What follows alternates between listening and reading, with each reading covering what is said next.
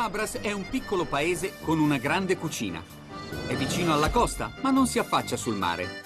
La fonte principale della sua reputazione culinaria nuota e sguazza in queste lagune salmastre, ed è il Muggine.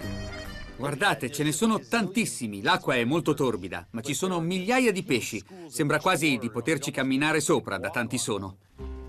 Le lagune di Mare Pontis sono relativamente nuove, hanno solo 600 anni. Consistono in un ingegnoso sistema di recinti studiati per intrappolare i muggini durante la migrazione dalle lagune al mare aperto. Quando il numero di muggini è sufficiente, i pescatori entrano nel recinto e infilano i pesci nelle reti a mani nude. È una tecnica in uso da queste parti, da 3000 anni.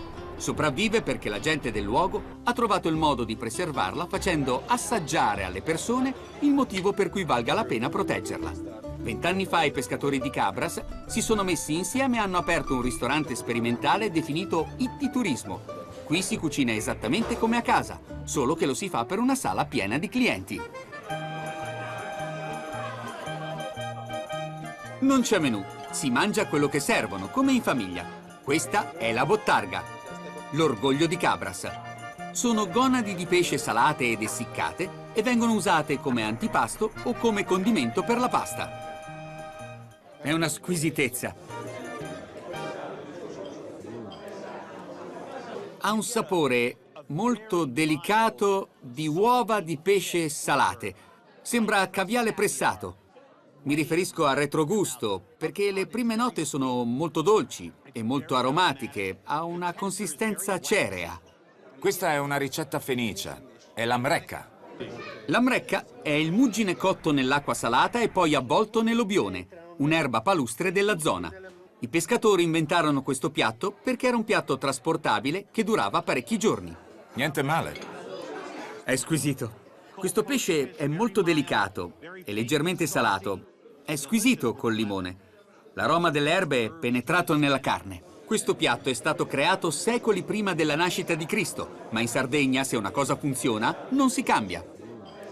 Sinceramente, mi affascina molto pensare che 3000 anni fa Sì. i fenici usassero la stessa ricetta. La pasta è stata condita con una bottarga stagionata ed essiccata, proprio come quella che uso io a casa. Viene grattugiata sulla pasta per insaporirla.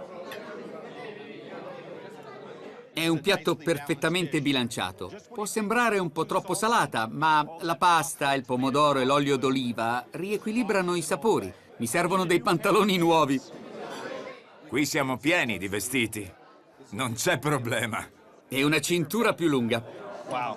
Digli di fare i miei complimenti ai cuochi, è squisita.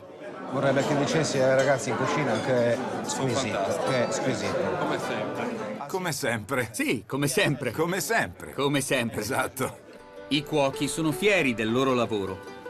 I loro piatti sono talmente gustosi che una parte di me vorrebbe poterli esportare in tutto il mondo. Ma per un vero sardo questo non solo sarebbe ridicolo, ma addirittura quasi offensivo. Credi che avrebbe lo stesso sapore nel centro di No, Manhattan? figurati, hai ragione. Un piatto di fregula fresca. E dove lo troveresti il pesce così fresco?